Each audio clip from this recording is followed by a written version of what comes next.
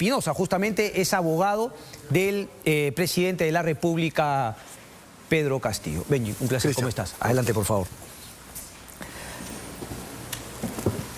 A ver, doctor Espinosa, yo quería entrar un poco al tema de forma, ¿no? Primero, porque, claro, tuvo una renuncia hace un tiempo, ¿no? 10 de agosto, por unas horas. Y ahora también lo escuché en la entrevista con Philip Batres, que había estado usted incómodo, digamos, con la presentación de este amparo, si no me equivoco, del abogado Ananías Narro, y que usted incluso había recibido las disculpas del presidente. ¿Qué es lo que ocurre ahí? Quiero conocer desde su punto de vista. ¿No siente una cierta informalidad del presidente Pedro Castillo, digamos, para recurrir a distintos abogados a la vez? Creo que, Cristian, muy buenas noches y gracias por la invitación.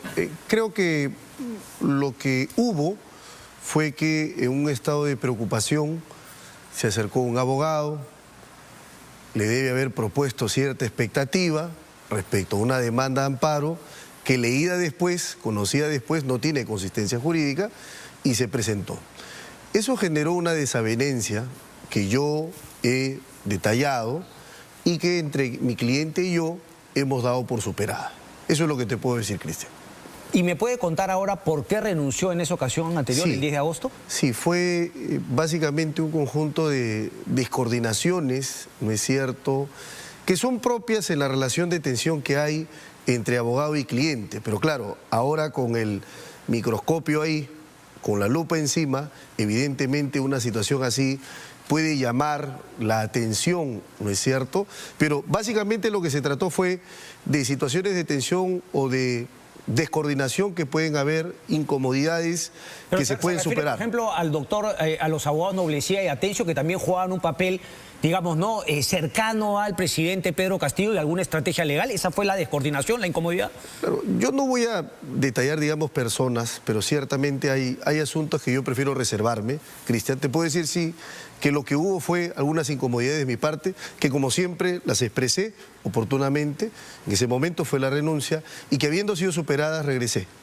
Ya, pero doctor Espinosa, o sea, mi punto es que, claro, de cara a la ciudadanía, ¿no? O sea, presentó una incomodidad por una descoordinación, presenta su renuncia, a las pocas horas vuelve, ahora una nueva descoordinación. Y claro, usted lo pinta al presidente Castillo, digamos, como, ¿no?, una persona pues que al abandono, que en una situación de tensión recurrió a un abogado que usted no conoce. Entonces, esa es un poquito la pregunta. ¿Usted sigue confiando en el presidente Castillo?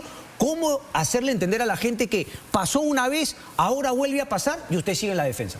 Porque, claro, lo que ocurre es que estas situaciones pasan. Es decir, la relación de abogado-cliente, es verdad, es una relación de confianza, pero también ocurre que las personas se preocupan. Son seres humanos, no necesariamente conocen la ley, y hay personas que mal aconsejan, o hay personas que dan recomendaciones que no necesariamente tienen una buena base jurídica, y entonces a veces la persona se ve sorprendida. Eso es lo que ha pasado acá, a mi manera de ver. Y ahora, eso hace que el presidente Castillo sea una persona mala, no hace que el presidente Castillo probablemente esté preocupado. Simplemente una persona, digamos, que uno como abogado diría, bueno, no sé si tiene sentido seguir, digamos, no patrocinándolo si es que finalmente va a tomar decisiones sin consultas ante cualquier situación adversa que tenga. Por eso es que hemos conversado bien, él me expresó sus disculpas, yo las he aceptado y vamos para adelante. Yo creo que más allá de esas circunstancias, Cristian, si te digo, el tema fundamental acá es lo que se viene discutiendo en relación a la denuncia constitucional. Yo le hago la pregunta porque ¿usted seguiría siendo abogado de Pedro Castillo si es que él ya no fuese presidente de la República? O sea, ¿aceptaría este tipo de descoordinaciones con otro patrocinado, con otro cliente? Sí, claro, y ha pasado en otros casos. Pero también pasa de que uno tiene que ser transparente y comunicarle la molestia. O sea, uno no puede ocultar o esconder esa molestia, esa desavenencia. Si la supera 1, 2, 3, bueno, finalmente vamos a ver, usted, creo que lo hemos conversado, ¿no? También se juega parte de su prestigio como abogado con esta defensa. Verdad. Usted ha dicho incluso que pedirá disculpas si es que al final se equivocó y el señor presidente Castillo es culpable. No, yo no he dicho eso. Lo que yo he dicho es que si es que ante mis ojos yo encuentro una evidencia, un elemento que establezca que él me mintió y que es culpable, yo renuncio de manera inmediata. Yo no tengo por qué pedir disculpas, porque entiéndeme una cosa, Cristian, mi labor de abogado es defender. Okay. Y no vamos a entrar como esa novela en donde tenían a una persona que era, la prensa la colocaba como indefendible y los despachos de abogados estaban cerrados a la persona. Correcto. ¿Y no ha visto eso todavía? No.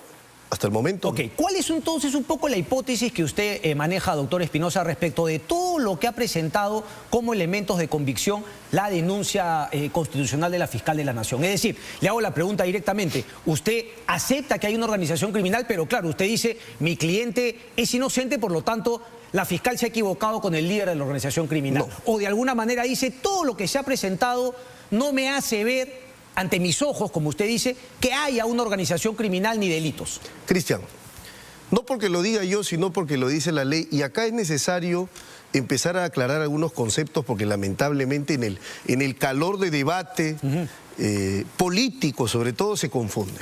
Acá no hay ninguna prueba contra el presidente Castillo, porque la ley dice que la prueba es únicamente prohijada, únicamente producida en el juicio y nunca antes. ¿Qué hay entonces? Podrás preguntarte. Lo que hay es un conjunto de elementos de convicción que han llevado a la Fiscalía a que, desacatando al juez supremo Checley, que le puso un límite, un valladar bastante claro, ha dicho, voy a buscar que el Congreso me autorice para formalizar la investigación. Cuando el juez Checley le dijo en la tutela que yo promoviera del caso Tarata, Fiscalía, ustedes no pueden formalizar la investigación, y Congreso, ustedes no pueden acusar constitucionalmente al presidente Castillo fuera de lo supuesto del 117. Entonces, tenemos que empezar a hablar primero, porque acá yo no he escuchado en el debate que nadie se centra en lo que un juez supremo ya resolvió, y lo que es más importante, si es que la Fiscalía hubiese estado en desacuerdo con ese criterio, hubiese mostrado su disconformidad apelando. No, la Fiscalía no apeló, estuvo conforme, estuvo de acuerdo, y ahora, sorpresivamente, quiere cambiar los términos, reinterpretando la decisión del juez. ¿Hay una organización criminal o no?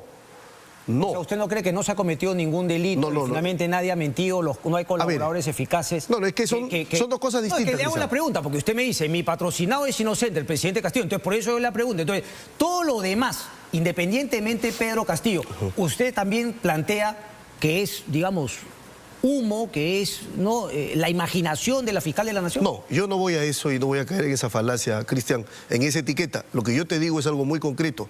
Yo soy un defensor de la presunción de inocencia. ¿Y quién determina que existe una organización criminal? ¿Una denuncia de la Fiscalía? No. Porque si no, las miles de denuncias de la Fiscalía que hoy circulan en todos los despachos dirían que tenemos miles de organizaciones. No.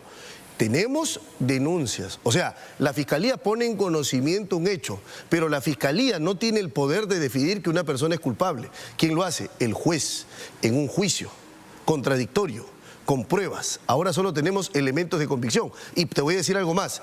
Esos elementos de convicción me está diciendo lo lógico, que finalmente quien sentencia y declara si es culpable a través de pruebas. Es decir, los indicios presentados en la denuncia se convierten en prueba en el proceso, ¿no? En el juicio. Y finalmente ahí se sentencia. No me está diciendo nada nuevo. Pero la diferencia, y te voy a decir acá algo nuevo, Cristian. ¿Para qué sirve el juicio? Precisamente para poder ver si es que eso que la Fiscalía ha recabado y luego ha presentado, eso finalmente es verdad o no es verdad. Porque en muchos casos la Fiscalía grandilocuentemente, de manera altisonante, presenta organizaciones criminales que luego en juicio terminan en absolución. Entonces, lo que te quiero decir, Cristian, es que esto que la Fiscalía dice, que reúne su opinión y su criterio, finalmente un juez puede desestimarlo en juicio. Si eso es así, entonces no podemos dar por probado una tesis de organización, que es eso, es una hipótesis, no es una tesis, es una hipótesis de la Fiscalía. La tesis es con la acusación. Ok, pero finalmente usted lo que plantea, porque lo he escuchado decir, aquí no hay nada, son solamente invenciones respecto del presidente Pedro Castillo. No hay ningún indicio, para llamarlo correctamente, no prueba, porque no estamos en un juicio, pero ¿cree que hay indicios suficientes, por ejemplo, para acusar y sentenciar como pruebas a muchos funcionarios, exfuncionarios, que ya no son o que no son el presidente Pedro Castillo, y que no hay que esperar 4 años hasta que acabe su mandato para finalmente ser denunciados? Dos cosas te voy a decir al respecto, Cristian. Primero, que no me voy a atribuir la función de un juez para calificar a quién es culpable. Y segundo, que las responsabilidades son personales. No para ser culpable, para ir a un juicio. ¿Cree que hay elementos suficientes para ir a un juicio? Yo creo que... En ninguno de los casos. Yo creo que no se alcanza... Juan Silva, en Fray, en ninguno. Bruno Pacheco, nadie. Yo creo que no se alcanza el estándar de sospecha suficiente para llevar a juicio. Por eso es que creo que la Fiscalía, como no tiene un caso fuerte, la Fiscalía no está planteando una hipótesis de acusación directa. ¿Te das cuenta? Sino lo que está diciendo es, dame autorización, Congreso, para continuar investigando. No le está diciendo, dame la autorización porque tengo suficientes elementos para saltarme la investigación preparatoria formalizada, ir a una acusación directa y llevarlo a juicio, que es tu planteamiento. La propia Fiscalía reconoce que no hay un caso de esa magnitud. Por eso es que en las últimas páginas... ¿Quién reconoce que no hay un caso? Revisa la denuncia fiscal a partir de las últimas 8 páginas.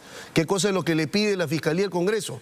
Lo que le está pidiendo la Fiscalía al Congreso es denuncia constitucional, dame permiso para formalizar y continuar la investigación preparatoria. O para ir donde un Supremo y finalmente con la acusación, como lo ha planteado Aníbal Quijano. No, lo que pasa es que tú estás planteando es la teoría de César Azabache. Por eso, pero debo corregir algo que es importante. Lo que pasa es que la Constitución 99 y 100 lo que establecen es una resolución acusatoria y los mismos términos de la resolución acusatoria pasan a un juez para que abra proceso.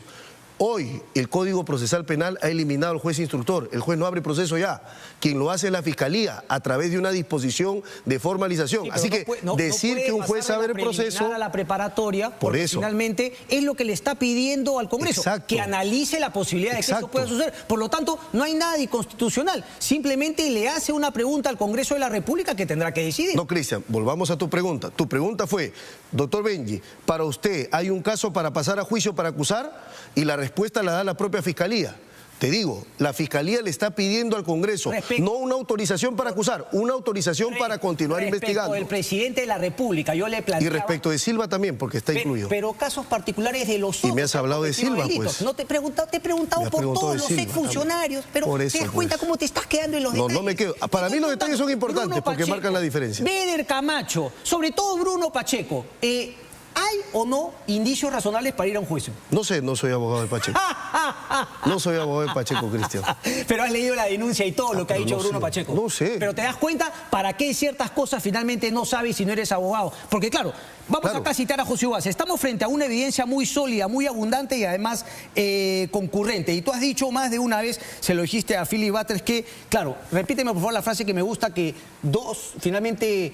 claro, dos declaraciones... Dos tuberculosis no hacen una persona sana y dos declaraciones de colaboradores no conforman un elemento sólido. Dice, en el derecho penal existe la prueba, pero cuando no existe porque no ha sido posible producirlo, porque estamos en una etapa todavía incipiente de la investigación, existe la teoría de los indicios. Esto te lo leí la vez pasada también porque lo había dicho Iván Main. Y la cantidad de elementos acumulados a lo largo de estos meses de investigación es abrumadora. En el entorno del presidente, teniendo a él mismo como centro, se han generado múltiples prácticas de corrupción a través de una serie de prácticas y decisiones de gobierno. ¿Te parece que está equivocado de pe a pa? ¿Te parece que no ha habido...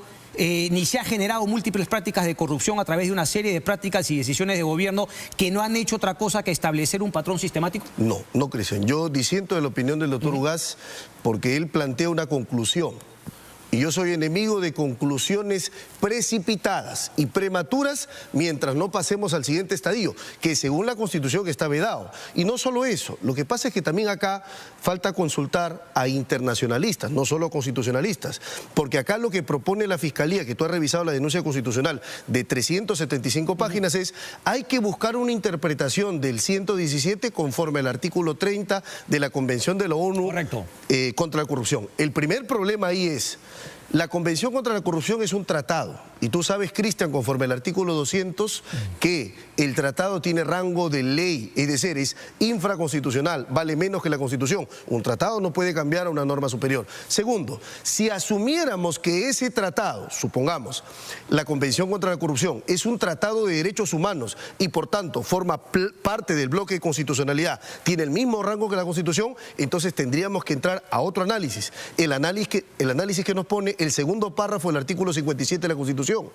Dice textualmente, cuando un tratado, Convención ONU Corrupción, afecte disposiciones constitucionales, 117, tiene que seguir un procedimiento como el de la reforma de la Constitución. Es decir, El 206 de la Constitución dice que la Constitución se reforma. Ok, buen por punto. Entonces, dos votaciones. Tú planteas que si finalmente se reforma la Constitución y ahí sí cabe... Ahí se cabe cualquier el juzgamiento discusión al propio presidente de la República en ejercicio. Cualquier discusión, que es importante decirlo, Cristian, pero yo creo que acá el punto es, mientras esté vigente el 117, prohíbe hacer todo esto que se dice y prohíbe todas esas interpretaciones coyunturales de la Constitución. ¿Por qué? ¿Por qué? Por una razón muy sencilla, porque estaba precisamente... Y le hago la pregunta, claro, ¿por qué? Y le termino preguntando si es que entonces si hubo algún grado de coordinación con las otras denuncias que claramente también están en la línea de defender al presidente de la República, que justamente plantean prevaricato incluso de la fiscal, si no me equivoco, o que en todo caso esto es inconstitucional. Tú me has planteado que sí. Entonces, pregunta nuevamente, ¿hubo un grado de coordinación con, por ejemplo, Betsy Chávez, Noblecí, Atencio, y otros? Me ha dicho que con el señor Narro no hubo ningún tipo de coordinación. Y con los otros tampoco. Con los colegas que mencionas, no se siente tampoco ahí tocado ni descoordinado, digamos, es el libre albedrío de ellos de presentarla. Esos son cuerdas separadas. Y de hecho, yo he revisado los documentos luego que se han circulado en prensa y no tienen la firma del presidente. Entonces, son acciones propias de personas distintas a la del presidente. Distinta a la situación del señor Narro, que sí tenía la firma del presidente. Entonces, no ha habido, y eso lo debo aclarar, Cristian, ninguna coordinación con los colegas que me mencionas. Pero acá volviendo al tema, porque esto es importante, Cristian, porque este es el caso más importante de la justicia en toda la historia republicana. En toda. Es inédito, pero también es discriminatorio, porque nunca antes se hizo con ningún presidente. Acá el tema es muy sencillo, para que me entienda la audiencia. Cuando se intenta reformar la Constitución, que es la máxima norma jurídica, hay un concepto en el derecho que se llama rigidez constitucional. La Constitución no se cambia de manera simple, la Constitución sigue un procedimiento agravado. Sí, correcto. Por eso es que requiere, por ejemplo, ¿qué dice la Constitución?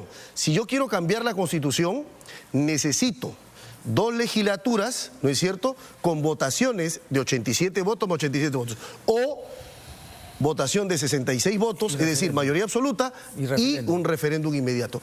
Eso no se ha seguido en el Tratado de la Convención contra la Corrupción para que pueda cambiar el 117. Ok, ¿esa es finalmente una interpretación suya? No, es una interpretación de la Constitución. ¿Cómo es una interpretación de la Constitución se interpreta a sí misma? No, donde la Constitución manda, no cabe interpretaciones. ¿Lo puede ver el Tribunal Constitucional como lo ha planteado Aníbal Quiroga? Y puede haber una demanda competencial que promueva el Ejecutivo contra el Congreso, para que el Tribunal Constitucional diga si es que el 117 permite al Congreso tramitar una acusación constitucional contra el presidente fuera de los marcos del 117. Correcto. Eso puede haber. Solamente una pausa, porque finalmente quería hacer la pregunta. Hemos empezado 10:04, tenemos que terminar pues a las 11:04. Es lo lógico, ¿no? Por favor, sácame la música. No se trata de un minuto más, porque nosotros no hemos dado un minuto más. Nosotros no hemos dado un minuto más. No. Vamos a ordenarnos. Benji Espinosa, finalmente el Congreso de la República decidirá y ustedes acatarán esa interpretación que hay el Congreso de la República. O plantearemos acciones para que el guardián de la Constitución... El tribunal. Pero ya, tenemos... Pero ya hay una que se ha presentado en el tribunal, lo ha dicho Aníbal Quiroga. Ah, sí, pero ese es por parte de ellos. Ok. Ahora, el Ejecutivo... Pero el tema de fondo va a ser el mismo, a resolverse. Siempre y cuando haya una ampliación de demanda. Pero hay un punto importante, Cristian, y te anuncio. Mañana yo voy a ir al Poder Judicial a presentar una tutela de derechos para que el mismo juez Checley, ¿no es cierto?, defina si es que la Fiscalía está haciendo una reinterpretación de lo que él ha dicho o en realidad él ha prohibido a la Fiscalía lo que la Fiscalía hoy está haciendo. Solamente una última, porque se me ha ido de la memoria. Sí. ¿Para usted una vacancia por incapacidad moral sería inconstitucional también? En este caso sí. ¿Cómo en este caso sí? ¿Por qué? Porque no tiene que ver una cosa con otra. Al final se plantea otro tema de la vacancia. No tiene que estar ligado. Claro, pero, se presenta la vacancia con los hechos que ahora conocemos en la denuncia. Te comento por qué. Porque una vacancia por incapacidad moral sería declarar inmoral al presidente por hechos que tiene que calificarse en el derecho penal. ¿Y quién califica que un hecho es delito? El juez, después de juicio. No, señor. Y el Congreso no puede decir... Usted está confundiendo delito con moral. No, pero un momentito. Y usted está confundiendo que un hecho no puede Eso ser lo delictivo decide para el Poder Congreso de la Judicial. República. Tantas veces le han querido dar peso al Congreso de la República para ahora, y ahora pero ha actuado finalmente- mal, pues. y ahora Antes ha actuado usted le- mal. Y usted le tiene que decir. No, ha actuado mal antes. Y no puede actuar mal ahora. Y ahora finalmente tiene que cambiar, no es que ha actuado mal antes. No. Es que, no es que tiene que aplicar la Constitución. Correcto. Y la norma para todos. Si en el Perú no se respeta la Constitución, No, ni tú ni yo, y Cristian, se podemos está dormir respetando tranquilos. la No se está Constitución, respetando. Si es que se da trámite, Vamos no se a ver respeta. entonces finalmente el Congreso de la República y el Tribunal Constitucional. Ven, y un placer como siempre. Gracias, Cristian. Gracias, maestro. Bueno. Vámonos a la pausa y venimos con el